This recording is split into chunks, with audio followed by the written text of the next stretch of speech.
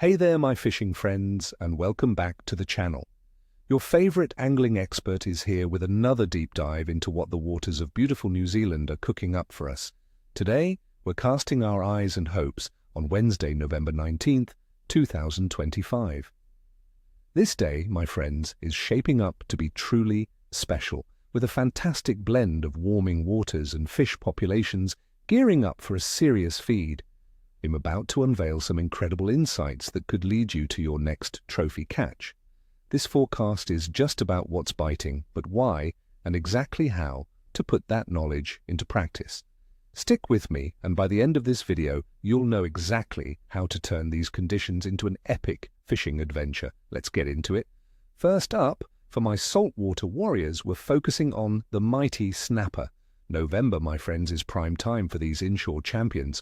They are moving in close to the coast in big numbers, packing on condition before their spawning season. This means they are hungry, active, and closer to home. You'll want to target them in places like Kowal Bay, over the rich worm beds off the east coast bays and throughout the Firth of Thames. Look for them in depths between 10 and 20 meters, especially where you see baitfish congregating, or, better yet, a workup with birds diving. For tactics, soft baiting with 3 to 4 inch minnow-style lures in natural colors will be deadly. Also, don't forget slow jigs or micro jigs in the 20 to 60 gram range. If you're a bait fisher, pilchards, squid, or bonito cubes will do the trick. A little trick: match your lure size to the smaller bait fish to dramatically increase your hookups during workups. Next, let's hunt down some kingfish. With the water warming up, their activity is really ramping up, and November is one of the best times to target them. Search for them around pins and marker buoys, and definitely wherever you see bait schools congregating. Casting stick baits or mechanical jigging can be incredibly effective, especially when the tide is running. A fresh butterfly, jack mackerel, or a live one can also put you in good stead for hooking into a spring monster. Remember, these big fish are actively feeding, so be ready for a fight.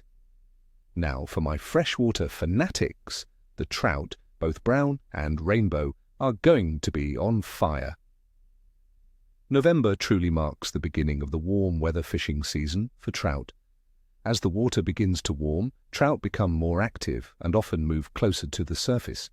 In rivers and streams, look for them in riffles, seams, and around structure where food washes down. Excellent dry fly hatches are expected, particularly in the evening on both the North and South Islands. During the day, nymphing with weighted patterns can still pull fish from deeper pockets. For lake fishing, casting and spinning near the shorelines of lakes like Wanaka and Hawea will be highly effective. This month sees insect life absolutely exploding, especially mayflies and caddis, which means the trout are in an active feeding phase. All right, let's break down the conditions, friends, and understand why the fish are behaving the way they are. For Wednesday, November 19th, 2025, we're looking at generally pleasant conditions across New Zealand. The average daytime temperatures will hover around 19 degrees Celsius in the morning, climbing to 21 degrees Celsius at noon, and then settling to 18 degrees Celsius in the evening and 15 degrees Celsius at night. We're expecting generally fine weather with minimal precipitation, a mere 0.02 inches in the morning, and decreasing throughout the day to 0 inches by evening. Critically, we're looking at a stable, high-pressure system sitting right on top of us, with the barometer likely to be high and steady around 1022 hectopascals. Winds will be light and variable, though typically breezy in November at around 18 kilometers per hour. The water temperatures across New Zealand are steadily rising, marking the true beginning of our warm weather fishing. Coastal areas around Auckland will average about 17 degrees Celsius, while even down south around Christchurch you can expect around 12 degrees Celsius. This warming trend is crucial as it boosts fish metabolism, making them hungrier and more active. For freshwater trout, reaching around 10 degrees Celsius is a known trigger for increased feeding activity. Warmer waters also mean baitfish are moving into shallower inshore areas, attracting our predatory saltwater species. Now, let's talk about the moon. On November 19th, 2025, we'll be experiencing a waning crescent moon, very close to the new moon phase, with only 0.6 to 1.13% of its surface illuminated.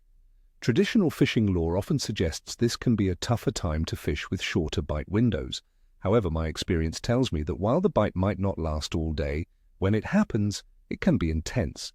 The key is to be on the water at those peak times, dawn and dusk, and right on the tide changes. Overall, the biological activity of fish in New Zealand during mid-November is high. It's a busy time as fish prepare for spawning, meaning they are actively feeding to build up condition. This makes species like snapper, kingfish and kahawai very active in saltwater, often chasing baitfish in frenzied workups. Freshwater trout, especially brown and rainbow, are also highly active, keyed into the explosion of insect life. Given all these factors, my friends, I'm going to give the overall bite assessment for Wednesday, November 19th, 2025, across New Zealand. Good to excellent. Expect a high level of activity, especially in the mornings and evenings, driven by the stable weather, warming waters, and the influence of the moon. So, there you have it, my fellow anglers. Get out there and make the most of these fantastic conditions. May your lines be tight and your catches be plentiful. Until next time, tight lines and stay safe out on the water. Don't forget to hit that subscribe button, give this video a big thumbs up if you found it helpful, and tell me in the comments below. What are your plans for fishing this November, and what's your go-to bait for snapper in those warming New Zealand waters? I can't wait to read your stories.